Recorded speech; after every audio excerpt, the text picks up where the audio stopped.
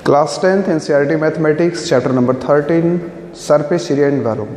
जी हाँ स्टूडेंट, तो आज के वीडियो में हम बात करने वाले हैं सरफेस एरिया एंड वॉल्यूम के हम टॉपिक में जिस सेक्शन को कवर करने वाले हैं वो सेक्शन जो कि हमारा है area of combination of figure. तो देखिए इसके नाम से क्लियर है कि यहाँ हमें कई फिगर कॉम्बिनेशन मिलेगा। यहाँ हमें क्या मिलेगा? कई फिगर्स का आपस में एक प्रकार का कॉम्बिनेशन मिलेगा और जब हम इन सारे फिगर्स को कंबाइन करके उसका निकालेंगे एरिया, तब उसी को हम बोलेंगे वो area of combination of figure आ चुका है। स्टूडेंट्स, अगर आप चैनल पे नए हैं तो वीडियो को लाइक कर दीजिए, चैनल को सब्सक्राइब कर दीजिए और बेल आइकन को प्रेस कर दीजिए ताकि हम जो भी लेटेस्ट वीडियो डालें उसके अपडेट्स लगातार आपको मिलते रहें। तो चलिए हम शुरू करते हैं।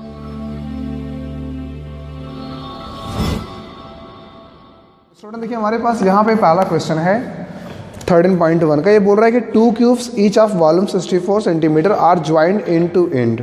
ठीक है, ध्यान दीजिएगा, यहाँ हमारे पास दो क्यूब है और दोनों क्यूब का जो वॉल्यूम है वो 64 सेंटीमीटर क्यूब है। एक काम करते हैं, थोड़ा सा बात को समझते हैं। जैसे मान लीजिए ये आपका पहला क्यूब हो गया, ये हमने ड्रा कर लिया यहाँ पे अपना पहला क्यूब, और इसके जैसा हमने एक और क्यूब ले लिया, इसके जैसा हमने एक और क्यूब ले लिया और वो भी लाकर यहाँ पे हम एंड टू एंड ज्वाइन कर लेते हैं।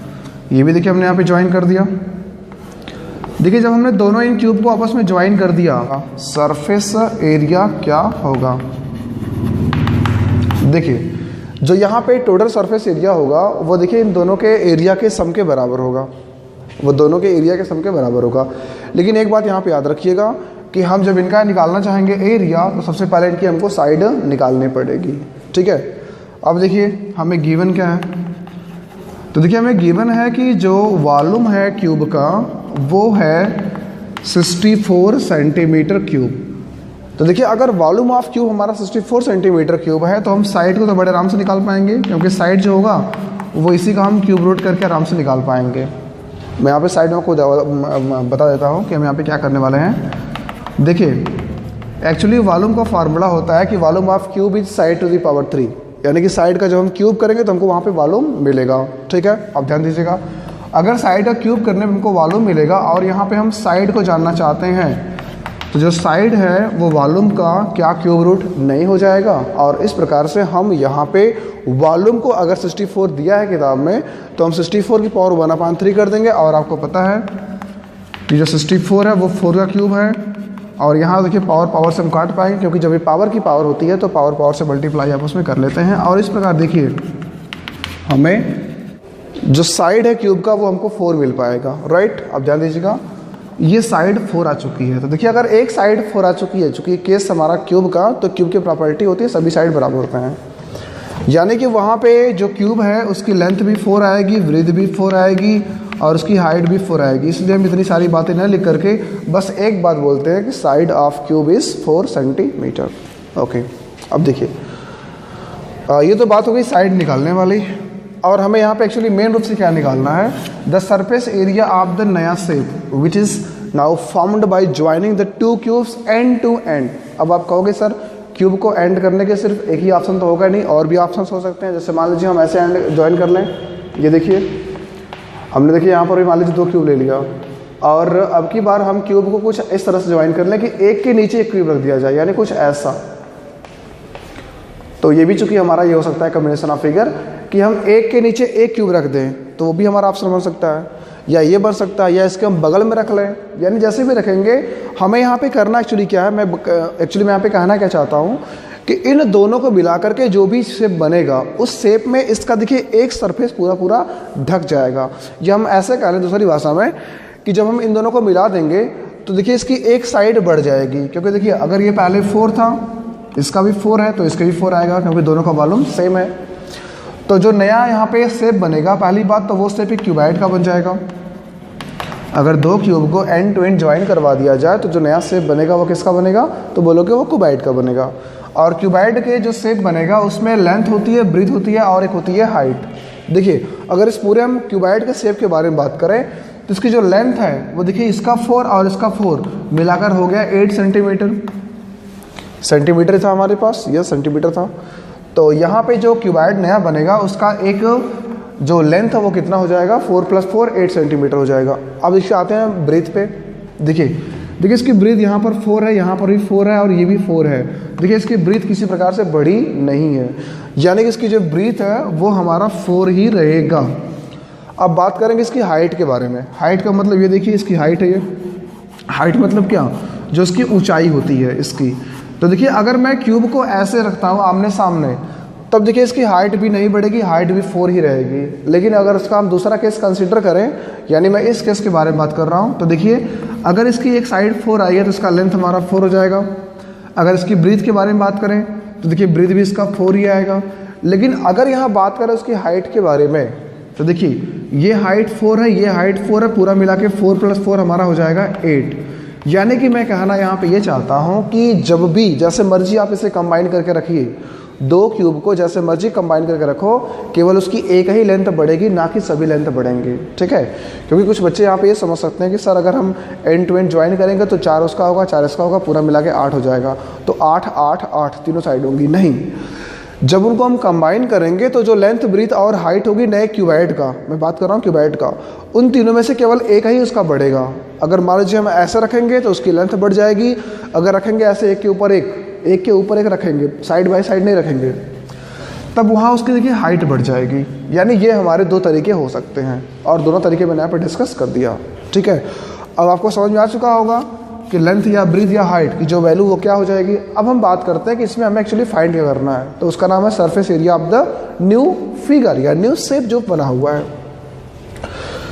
तो सब लोग समझ चुके हैं कि शेप हमारा बना है क्यूबाइड का, तो लगा देते हैं क्यूबाइड का फार्मूला। तो क्यूबाइड का फार्मूला होता है twice of length breadth plus twice of breadth into H plus twice of H into length. ये आपका फार्मूला होता है ना कि टोटल सरफेस एरिया बात मैं कर रहा हूँ, ध्यान दीजिएगा। तो इसका हमारा फार्मूला हो गया twice of length breadth plus breadth into height plus height into H. और देखो सारी बात यहाँ पे मेंशन कर दी गई है, लाके पुट कर लो और आराम से इसको सॉल्व कर लोगे। तो इसको हम सॉल्व कर लेते हैं। देखिए यहाँ पे कह रहा है कि लेंथ इंटू ब्रीथ कर लो, लेंथ हमारा 8, ब्रीथ हमारा 4, 8 4 जा 32 हो गया। अब ये कह रहा है ब्रीथ इंटू हाइट कर लीजिए, ब्रीथ हमारा 4, हाइट हमारा 4, 4 4 जा हो गया 16। आगे बोल रहा है हाइट इंटू लेंथ करने की, ये भी हमारा हो जाएगा 4 4 जा 16। और देखिए जब दोनों को हम ऐड करेंगे तो 16 हमारा 32 हो जाएगा। और जब ये 32 इस 32 में ऐड होगा तो मिला के बनेगा 64। और फिर जब 64 इस 2 से मल्टीप्लाई करेगा तो 64 2 जा हमारा हो जाएगा 128। और ध्यान दीजिएगा कि जो 128 है वो एक्चुअली इसका एरिया आया है, और एरिया हमेशा स्क्वायर यूनिट में होता है। तो अगर इसकी यूनिट यहाँ पे सेंटीमीटर है तो यहाँ पे राइट हम करेंगे 128 सेंटीमीटर स्क्वायर। यानी देखिए इसका सरफेस एरिया फाइंड करना तो कुछ नहीं था, बस यहाँ पे समझना मेन था। ठीक है, एंड आई होप आप इसमें समझ। देखिए हम 13.1 का सेकंड क्वेश्चन करते हैं। देखिए सेकंड क्वेश्चन कह रहा है कि अ वेसल, ये कोई वेसल मैंने बनाया हुआ है। A vessel is in the form of the hollow hemisphere, ये हमारा हेमिस्फीयर है, हेमिस्फीयर है। और बोल रहा है that is mounted by a hollow cylinder, और ये हमारा क्या है, तो बोलोगे this one is hollow cylinder and the cylinder has been mounted on hollow on hemisphere, right. अब यहाँ पे कुछ ऑब्जर्वेशन है, नोट कर लेते हैं। The diameter of the hemisphere is 14 centimetre, याद रखिएगा। The diameter of the hemisphere is 14 centimetre. देखिए डायमीटर का मतलब क्या है, यहाँ से लेकर यहाँ तक की लंबाई, ध्यान दीजिएगा। अगर एक पे एक माउंट करेंगे तो दोनों के डायमीटर, दोनों के रेडियस आपस में सेम टू सेम होंगे, क्योंकि ये एक सिलेंडर है और ये हमारा है हेमिस्फीयर। तो अगर डायमीटर ऑफ हेमिस्फीयर 14 है तो फटाफट से हम नोट कर लेते हैं कि जो डायमीटर ऑफ हेमिस्फीयर है, डायमीटर ऑफ हेमिस्फीयर अगर 14 सेंटीमीटर है, सेंटीमीटर की बात हो रही है ना, हाँ, तो जो रेडियस होगा हेमिस्फीयर का वो हमारा हो जाएगा 7 सेंटीमीटर। ओके, आगे बोल रहा है and the total height of the vessel is 13। ध्यान दीजिएगा, total height of the vessel की बात किया है, ना कि सेपरेट बात किया वो। तो देखिए अगर टोटल हाइट ऑफ वेसल के बारे में बात करें तो वेसल हमारा पूरा यहाँ से लेकर के यहाँ तक है ना, तो जो पूरी वेसल की हाइट है, एक्चुअली यहाँ पे कोई लाइन नहीं, बस मैंने एक मार्क लगा दिया, तो ये हमें बताया जा रहा है कि 13 सेंटीमीटर है। This one is the total height of the vessel. और बोल रहा है कि बताओ इनर सरफेस एरिया का क्या होगा। तो एक काम करते हैं, देखिए टोटल हमें हाइट क्यों दिया है, या यहाँ पहले यहाँ पे हाइट ऑफ सिलेंडर हम पता कर लेते हैं। देखिए अगर पूरा मिला के डायमीटर 14 है तो सेंटर की बात समझते सभी लोग समझते ही हैं कि किसी भी स्फीयर का जो क्रॉस सेक्शन होता है वो हमेशा सर्कल होता है। और अगर ये सर्कल है तो यहाँ हमको सेंटर मिला, सेंटर से लेकर के यहाँ तक की लंबाई हमारी इसकी रेडियस होती है। अगर डायमीटर 14 है तो ये हमारा हो गया 7, और देखिए अगर ये 7 हो गया तो ये भी हमारा एक रेडियस होता है, और इसकी लंबाई भी कितनी बन जाएगी 7। ठीक है, यहाँ समझते हैं। अगर मान लीजिए ये आपका कोई स्फीयर है, राइट, और इसमें ये सब डायमीटर होते हैं, सबको पता ही है। अगर मान लीजिए इसको मैंने हेमीस्फीयर बना दिया, यानी मैंने इसको आधे पर से काट दिया, तो ये भी इसका हो जाएगा रेडियस, ये भी इसका हो जाएगा रेडियस, और ये भी इसका हो जाता है रेडियस। सबको पता ही है कि ये भी पूरा डायमीटर था, ये भी पूरा डायमीटर है, half of diameter is the radius. तो इसलिए बोल रहा हूँ कि ये रेडियस होता है, तो गाइज ये भी आपका रेडियस होता है, इसमें कोई हाइट वगैरह नहीं होती है। तो अगर इसका डायमीटर 14 है तो r जो है वो हमारा हो जाएगा 7, और अगर r होगा 7 तो ये लेंथ भी हमारी कितनी बनेगी 7 बनेगी। समझ में आ गया? आगे देखो, देखिए अगर पूरा मिला के यहाँ से यहाँ तक 13 है और हमने यहाँ से यहाँ तक की लंबाई को जाना कि दिस वन इज 7, तो जो रिमेनिंग होगा ये आपका 6 हो जाएगा, क्योंकि यहाँ पे हम 13 - 7 करके 6 निकाल सकते हैं। अब देखिए ये 6 क्या आया हुआ है, तो गौर कीजिएगा, जो 6 यहाँ पे आया है, this one is the height of the cylinder.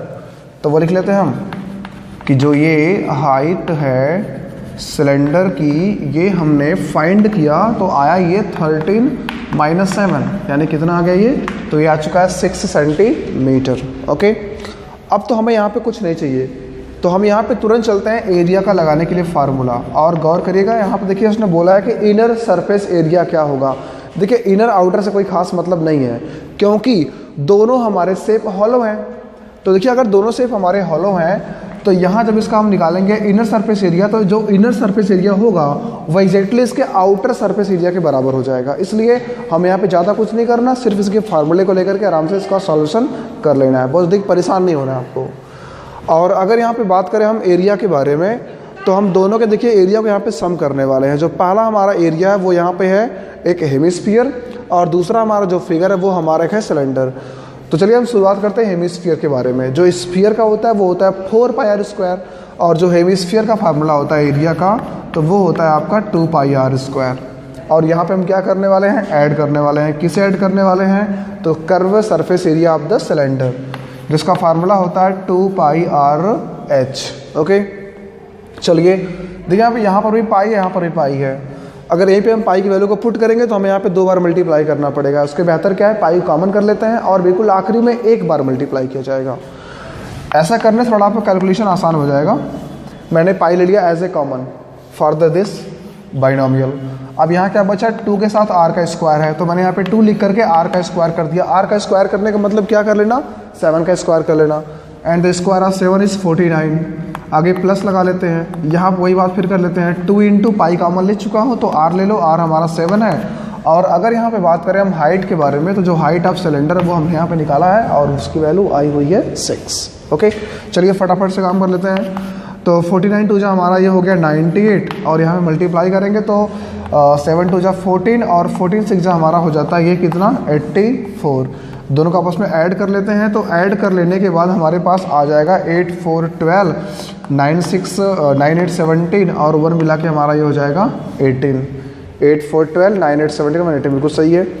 अब देखिए पाई की वैल्यू को आप चाहे तो यहीं पे पुट करो, या फिर यहीं पे लिख दो कि 182 पाई सेंटीमीटर स्क्वायर इसका वैल्यू आ गया है।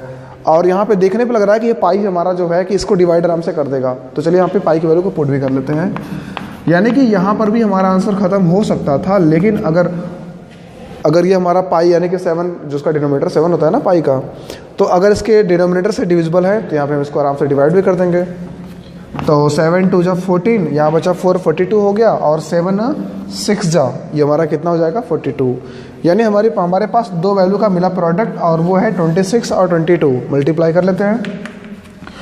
22 6 हमारा होता है 132, कैरी हुआ 13, और 22 4 हमारा 22 2 हमारा होता है 44, और 44 में जब हम ऐड करेंगे जो कैरी हमारा 13 था, तो 44 + 13 यानी कि यहाँ पे हमारा कुछ हो जाएगा यहाँ पे 572, और ये क्या आएगा, तो वही आएगा जो हमारे पास पहले यूनिट थी, सेंटीमीटर स्क्वायर या सेंटीमीटर स्क्वायर।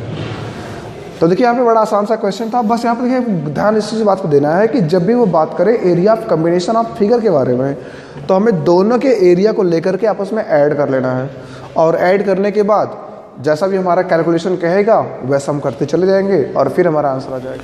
हे स्टूडेंट, देखिए ये हमारा है थर्ड क्वेश्चन।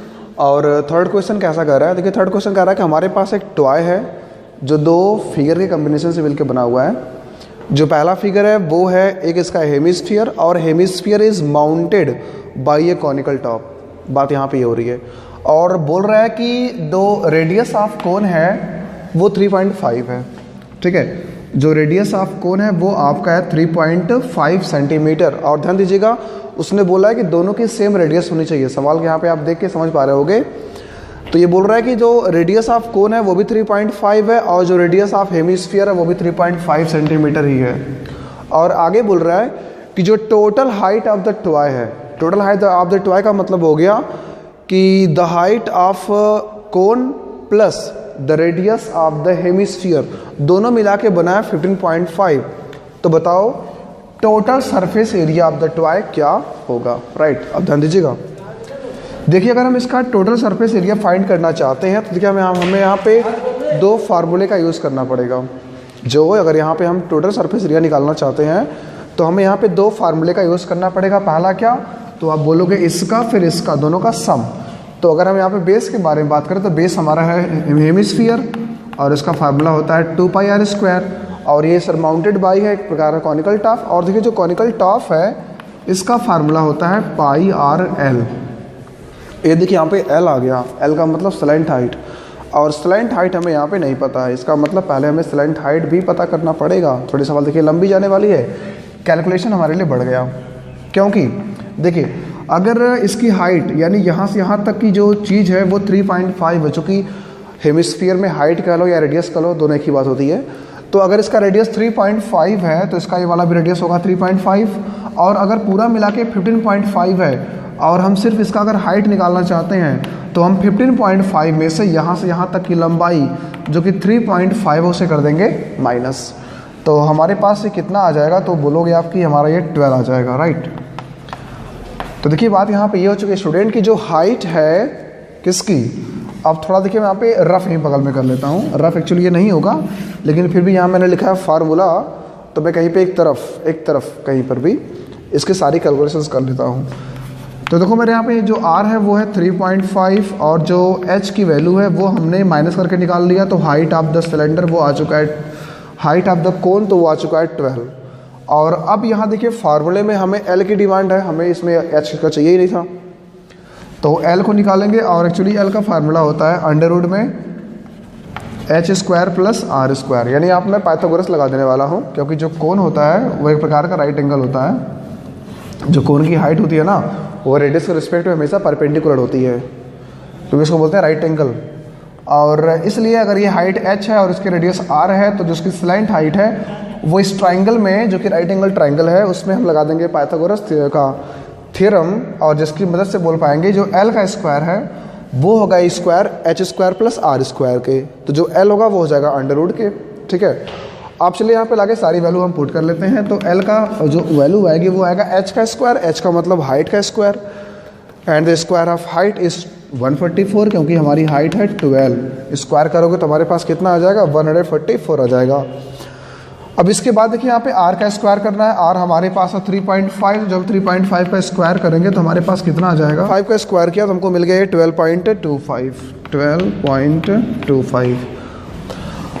और जब हम इन दोनों को ऐड कर लेंगे तो ऐड करने पे बाद हमारे पास आ जाएगा 144 प्लस 12, यानी कि ये हमारा आ जाएगा 156.25। और जो 156.25 है वो हमारा 12.5 का होल स्क्वायर होता है। वो होल स्क्वायर किसका होता है, तो आप बोलोगे 12.5 का होल स्क्वायर वो होता है। ओके, तो देखिए हमें यहाँ पे L की वैल्यू भी मिल गई, तो यहाँ पर उसको मेंशन कर लेते हैं कि जो स्लैंट हाइट ऑफ कोन है वो हमारे पास आ चुका है 12.5 सेंटीमीटर। ओके, अब देखिए ला करके सारी वैल्यू इसमें फार्मूले में हम पुट कर लेते हैं। वही बात फिर से मैं कहूँगा कि दो बार मुझे पाई मिल रहा है, मैंने पाई कॉमन कर लिया। यहाँ पे देखिए 2 के साथ हमें r का स्क्वायर करना है, तो r हमारे पास एक्चुअली कितना है, तो आप बोलोगे जो r है वो हमारा है 3.5। और एक बार जानते हो हम 3.5 को चाहे तो 7/2 लिख सकते हैं, यानी कि यहाँ पे 7/2 का क्या हो जाएगा, स्क्वायर। आगे मैंने प्लस ले लिया 3.5 जो कि 7/2 है, सबको पता है। आगे ये प्लस लगा, प्लस मैंने लगा लिया, पाई मैंने कॉमन लिया हुआ है, आर का मतलब वही क्या 7/2, और ये मल्टीप्लाई किससे करेगा एल का मतलब क्या 12.5 आया हुआ है। चलिए अब देखिए थोड़ा सा यहाँ पे कैलकुलेशन रह गया है, बाकी कुछ यहाँ पे है नहीं। ये हमारा 2 से डिवाइड हो गया, ये हमारा 2 से क्या हो गया डिवाइड हो गया। एक काम करते हैं, देखिए हम पाई को भी यहीं पे सब्स्टिट्यूट कर लेते हैं, थोड़ा सा हमें मेहनत कम करनी पड़ेगी। अगर मैंने पाई को भी यहाँ पे सब्स्टिट्यूट कर दिया, पाई जो कि 22/7 है, तो ध्यान दीजिएगा ये 7 यहाँ पे डिनोमिनेटर में है, देखिए यहाँ पे 7 यहाँ पर भी है, 7 यहाँ पर भी है। अगर देखिए दोनों 7 हम कॉमन करके इससे डिवाइड करवा दें, चूँकि बीच में प्लस लगा हुआ है ना, तो मैं ऐसे तो काट नहीं सकता, तो मैं यहाँ पहले ऊपर से कॉमन लूँगा, फिर 7 यहाँ पे काटूंगा। सारी चीज़ें कैलकुलेशन में आती हैं, आप कर सकते हो। तो देखिए अगर हम यहाँ पे 7 से इसको डिवाइड करवा दें, या एक काम करते हैं हम, देखिए 7/2 पूरा कॉमन कर लेते हैं। देखिए एक 7/2 यहाँ पर भी है और एक 7/2 यहाँ पर भी है। अगर मैं पूरा 7/2 यहाँ से कॉमन कर लूँ, तो मैं यहाँ पे देखिए एक स्टेप और बढ़ा लेता हूँ कि इसको मैंने लिख दिया, जो कि पाई मैंने बाहर लिया था, वैल्यू सब्स्टिट्यूट कर दिया। इसके बाद 7/2 प्लस लगा है, 2 अलग अलग टर्म्स थे तो मैंने कॉमन कर लिया, वो मैंने कॉमन ले लिया। अब ये 2 तो ख़त्म हो चुका है, मात्र यहाँ बचा 7, वो लिख लिया प्लस में। और ये हमारे पास कितना, तो बोलोगे ये हमारे पास है 12.5। देखिए 7 हमारा 7 से डिवाइड हो गया और 2 से हमारा ये डिवाइड हो गया 22, जो कि 11 बार में कट गया। यानी मात्र इनको जोड़ना फिर 11 से गुणा करना है। कितना देखिए आसान काम हो गया। तो इम्प्लाइज दैट हम लिख पाएंगे 11 मल्टीप्लाई बाई इन दोनों का सम, तो 12 और 7 दोनों को ऐड करने पे हमें मिल जाएगा 19.5। और जब मल्टीप्लाई कर देंगे तो 11 5 55, कैरी हुआ 5, ये हो गया 99 और 5 जोड़े तो हो गया 104। अभी कैरी 10 है, 11 1 जा 11 और 10 जोड़ दिया तो हमारे पास कितना हो जाएगा ये 21। अब बारी डेसिमल लगाने के, तो डेसिमल लगाने पे हमारा आ जाएगा 214.5। और बात करें यूनिट्स के बारे में, तो सेंटीमीटर हमें मेंशन किया गया। इसका मतलब जो एरिया होगा इन दोनों फिगर का, अगर यहाँ पे ये टॉय की बात कर रहा है, तो जो एरिया ऑफ टॉय है which is a type of combination of figure of cone and the hemisphere, तो that will be equal to 214.5 centimetre square. देखिए सारी बात यहाँ पे कैलकुलेशन पे डिपेंड थी, कैलकुलेशन ने काफ़ी यहाँ पे टाइम लिया हम लोगों का, तो थोड़े से कैलकुलेशन में स्मार्ट बनिए, ओके, और आप सारे क्वेश्चन को कर पाए। तो देखिए आगे हमारा क्वेश्चन नंबर 4 कह रहा है कि अ क्यूबिकल ब्लॉक, ये मैंने क्यूबिकल ब्लॉक बना लिया है, ऑफ साइड 7 सेंटीमीटर, तो उसकी साइड को हम 7 यहाँ पे लिख लेते हैं। तो बोल रहा है cubical block of side 7 centimetre is surmounted by A hemisphere. तो इस पर क्या बात हो रही है, हेमिस्फीयर चल रहा है। और पहली बात यहाँ क्या बोल रहा है, what is the greatest diameter of the hemisphere that can have. देखिए यहाँ उसने बोला है greatest diameter of hemisphere, greatest diameter of hemisphere that can have, जिसके पास हो सकता है, ना कि होगा। अब ध्यान दीजिएगा, देखिए यहाँ पे हेमिस्फीयर ड्रा करने के हमारे पास 2 तरीके हैं, या तो हम इस पे हेमिस्फीयर कुछ ऐसा बैठा लें, या फिर हम देखिए इस प्रकार से हेमिस्फीयर बैठाएं इस पे हम, यानी ये ऐसा बना लें हेमिस्फीयर हम।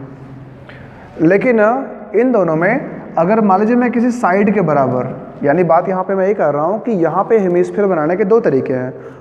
पहला तरीका ये हो सकता है कि हम यहाँ पे या तो इस साइड के बराबर हेमिस्फीयर इस पे लगा दें, या हम इसके इस साइड के बराबर इस पे लगा दें हेमिस्फीयर। लेकिन ऐसा करने से दोनों हेमिस्फीयर बराबर बनेंगे रेडियस के, क्योंकि ये क्यूब है और दोनों के दोनों हमारे पास मेजरमेंट 7 की होंगी।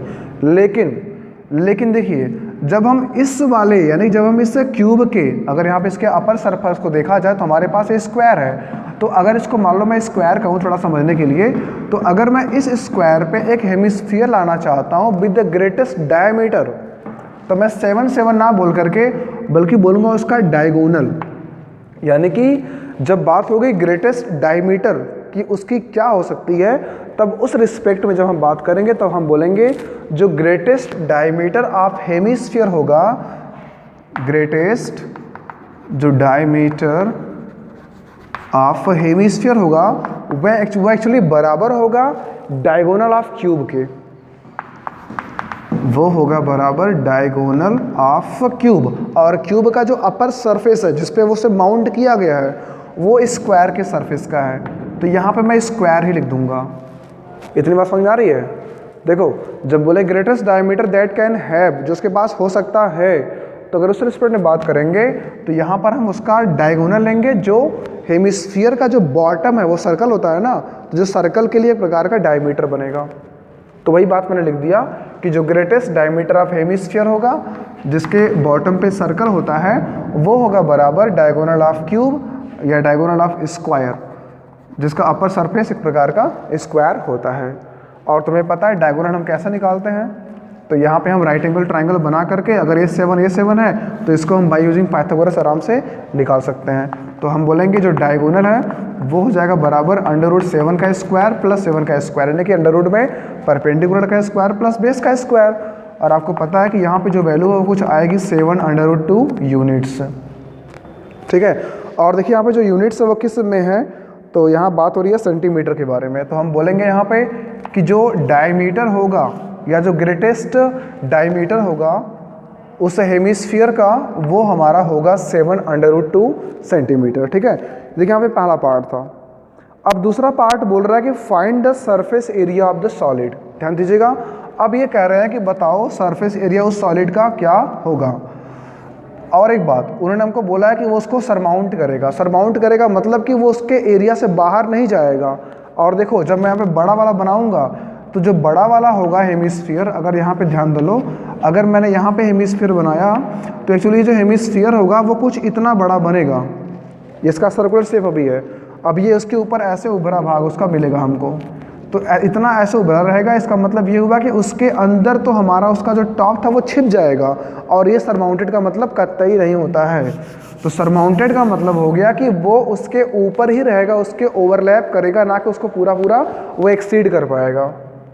और इसलिए जब यहाँ पे हम शेप बनाएंगे, जब यहाँ पे मतलब हम शेप बनाएंगे तो ये शेप हमारा कुछ ऐसा बनेगा कि जो उसकी रेडियस होगी हेमिस्फीयर की वो साइड ऑफ स्क्वायर के बराबर होगी। और साइड ऑफ स्क्वायर के बराबर होने का मतलब उसका जो टॉप है वो कुछ हमारा ऐसा बन जाएगा, ये कुछ इस प्रकार से। अब यहीं पर वो हेमिस्फीयर इस प्रकार से लगा रहेगा, क्योंकि मैं 3D यहाँ पे नहीं कलर बना पाऊँगा, लेकिन वो कुछ यहीं पे ऐसे उभरा भाग रहेगा। ये मेरा 2D मतलब ये हमारा एक प्रकार का क्यूब है और क्यूब के बिल्कुल टॉप पे एक हेमिस्फीयर सरमाउंटेड कर रहा है। अब यहाँ ध्यान देना, चूँकि मुझे यहाँ पे टोटल सरफेस एरिया पता करना है, तो अगर वो यहाँ पे टॉप पे वो उसको सरमाउंट कर रहा है तो देखो यहाँ पे सरमाउंट करने के बाद इसका कुछ एरिया छिपा है, लेकिन कुछ पार्ट इसका जो एरिया का वो हमको विजिबल है, तो हमें उसका भी एरिया निकाल कर इसमें ऐड करना होगा। यानी कि बात मैं कर रहा हूँ इतना पार्ट की जो हमें यहाँ पे विजिबल है और इतना कुछ पार्ट जो यहाँ पे है, यानी कि बात यहाँ पे जो यहाँ पे चारों कोने यहाँ पे दिखेंगे ना, उन चारों कोने के एरिया को ला करके फिर यहाँ पे जोड़ना पड़ेगा, ठीक है। ये हो गया पहला पार्ट। अब आते हैं इसके हम सेकेंड पार्ट के। अगर यहाँ पे हम बात कर ले total surface area of solid, जो कि कॉम्बिनेशन ऑफ फिगर है एक क्यूब का और एक हेमिस्फीयर का, तो सबसे पहले इसके हम फार्मूले के बारे में बात करेंगे। ध्यान दीजिएगा, अगर यहाँ हम फार्मूले को लेना चाहते हैं तो हमारा क्यूब के 5 फेस पूरी तरह से खाली है, उन पे कुछ नहीं हो रहा है, सिर्फ एक पे यहाँ पे लाके रखा जा रहा है। तो पहले हम उन 5 फेस का निकाल लेते हैं एरिया। हर एक फेस का स्क्वायर, हर एक फेस का जो एरिया होता है वो साइड का स्क्वायर होता है। तो जो 5 फेस का एरिया होगा वो हो जाएगा 5 इंटू साइड का स्क्वायर, ठीक है। अब चलिए आते हैं हम इसके ऊपर पार्ट पे। ऊपर पार्ट का मतलब क्या, इस पर। तो देखिए इस पर पहली बात है कि हेमिस्फीयर माउंटेड है, तो पहले हम हेमिस्फीयर का जो कर्व्ड सरफेस एरिया है जो हमें दिख रहा है उसके ऊपर जो रखा है वो निकाल लेते हैं। तो हेमिस्फीयर का जो कर्व्ड सरफेस एरिया होता है वो एक्चुअली होता है 2πr²। ये दो बातें हो गई जो बिल्कुल ओवरऑल, जो बिल्कुल मतलब खुला हुआ था। लेकिन अब यहाँ पे कुछ और भी बातें हैं। अब ध्यान देना, अगर हम इसके लास्ट पार्ट जो इसका अपर पार्ट है जिस पे लाकर हेमिस्फीयर माउंट किया गया, अगर उस पार्ट के बारे में बात करें तो देखो यहाँ पे कुछ ऐसा उसने बताया हमें।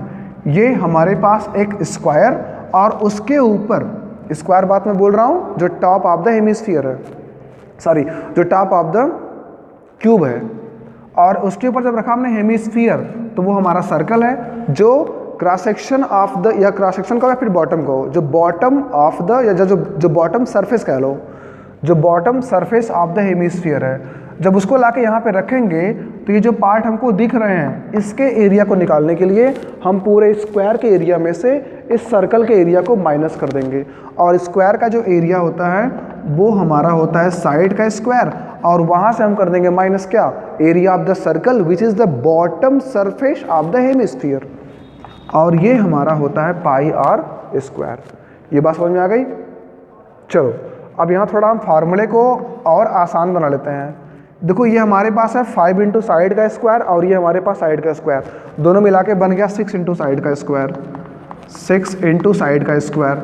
अब यहाँ पे देखो ये हमारे पास है 2 पाई आर स्क्वायर और ये हमारे पास है पाई आर स्क्वायर। ये पॉजिटिव और नेगेटिव दोनों घटा सकते हैं क्योंकि लाइक टर्म्स हैं। तो 2 पाई में से 1 पाई गया तो हमारे पास बच गया मात्र पाई आर स्क्वायर। तो हमने यहाँ पे मेंशन कर लिया क्या, पाई इंटू आर का स्क्वायर। ओके, याद रखना जो r होगा वो तुम्हारा 7/2 होगा क्योंकि मैं इसको मान करके इस पे माउंट किया हूँ। तो r हमारा कितना होगा 7/2।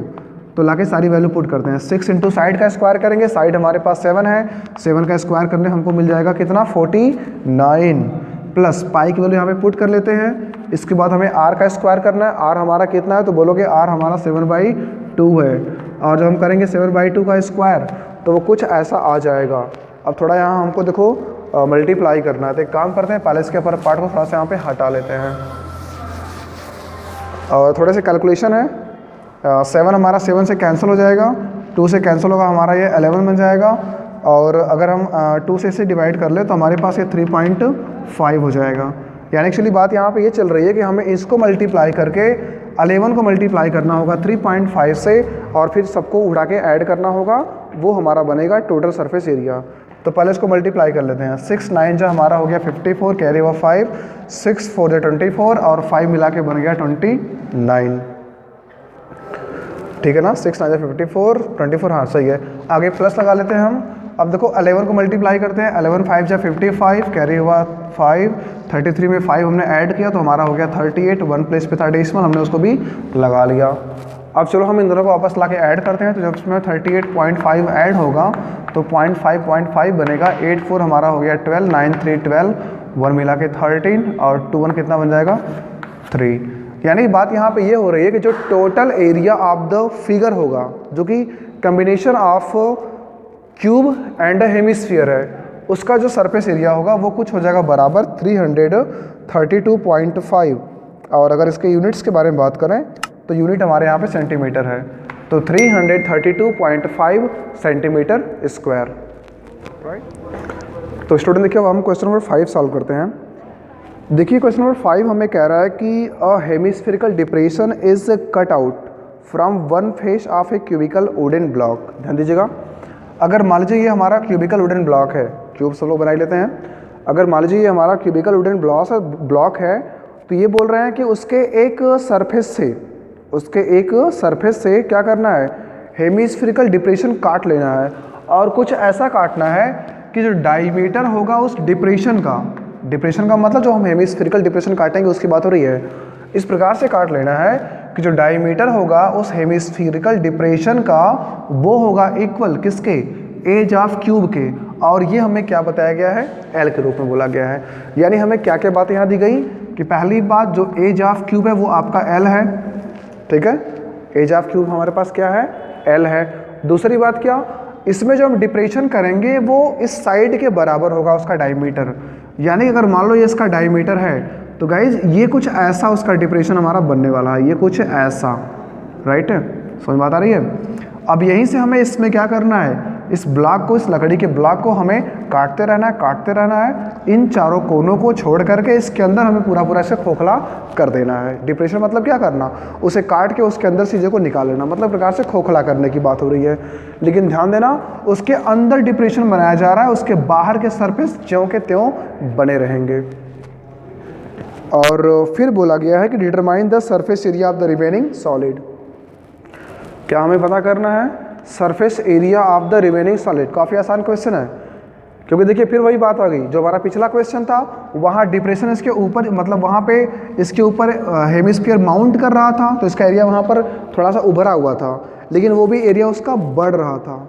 और इसमें क्या वो उल्टा हो गया, अब उसके अंदर जा रहा है। यानी अब हेमिस्फीयर को क्यूब के अंदर बिठा दिया गया है, कुछ ऐसा इसका मतलब आंसर है।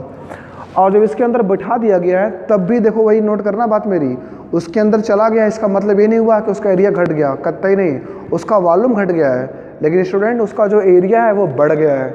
चाहे वो उसके ऊपर ऐसे उभरा रहे, चाहे उसके अंदर ऐसे घुस जाए, दोनों केसेस में उसका जो एरिया है वो हमें दिख गया। और एरिया अगर दिख गया तो वो सरफेस हमारा उसका एरिया को बढ़ा देगा। ये बात आपको समझ चलना है।